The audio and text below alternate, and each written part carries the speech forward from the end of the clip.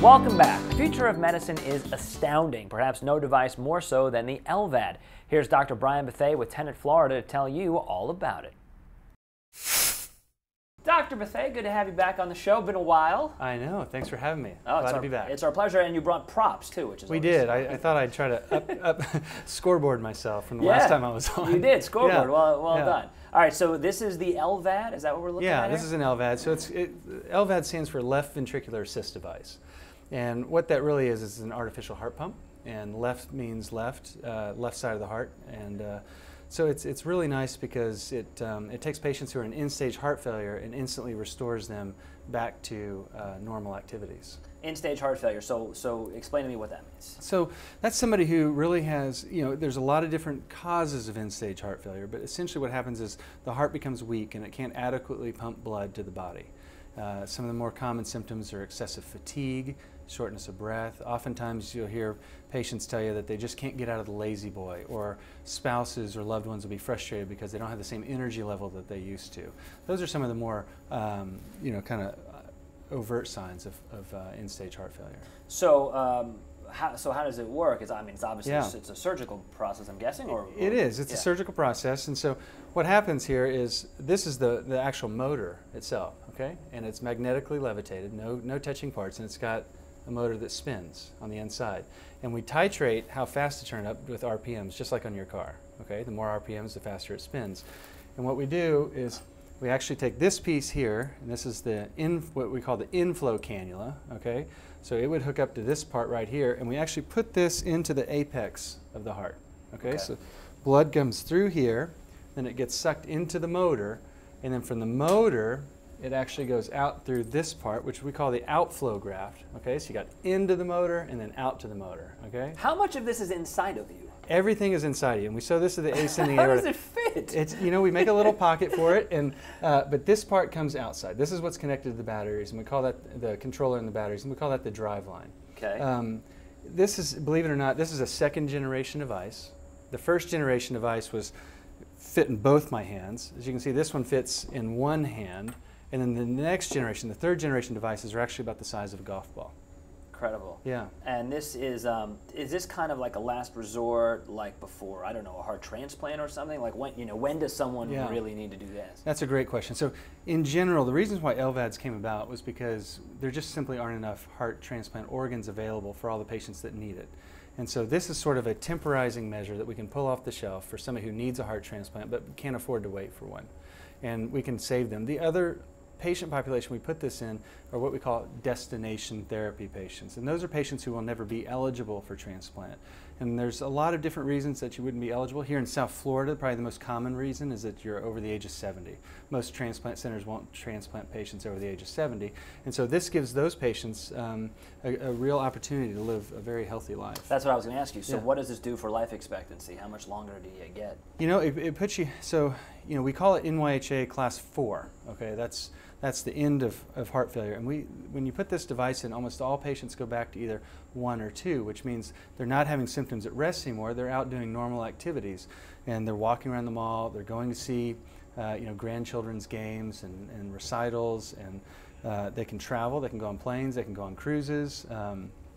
So they really turn back. Yeah. So other than if you didn't see the batteries here and you just looked at somebody from here up, they would just look just like you or I, and you would not be able to tell the difference. It's really amazing. It's real. It's amazing. Yeah. That's it, because I'm just looking at this going like, how does it all fit? Yeah. So this is, we make a little pocket, and it sits on the, just above the diaphragm, and away it goes. Incredible. So, and Delray Medical Center is the first hospital to do this procedure, is that right? Well, first one in Palm Beach County. Okay. So there are facilities in Dade, and there are some facilities in Broward. Now, we're happy to help patients in all 3 of the tri-counties, but we're really excited to bring this technology here to South Florida, especially in the Palm Beach County. Every time we have a doctor on, particularly a cardiologist, we always ask the heart healthy tips. Yeah. So it's good to know that this exists if people need it, but how do we try to make sure we don't ever need it? Yeah, so it's what you hear every day. It's diet, it's exercise, and what do you mean by diet? Nothing in moderation ever kills you, right? So is it okay to eat a steak every once in a while? Absolutely, but should you be eating red meat for all 3 meals? Probably not. So, you know, nothing, again, a little bit of moderation. Exercise is important. You know, right now all the rage is talking about how sitting is the new cancer, right? That we're too sedentary in our lifestyles. And so, you know, you need to get out and exercise. And then other than that, yearly checkups, really yearly checkups. And if you have any family history, and what do we mean by family history?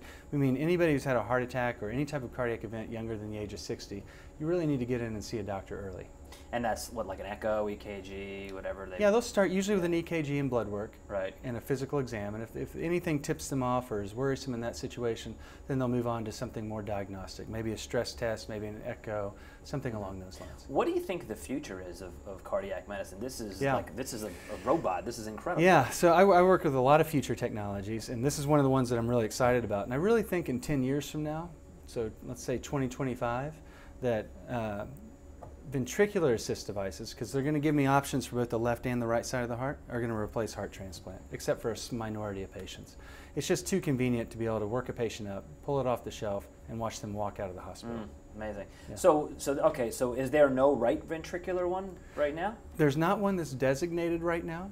So I've put left-sided devices in the right side of the heart, but you have to do a little MacGyver, if you will, right. okay, to make it work.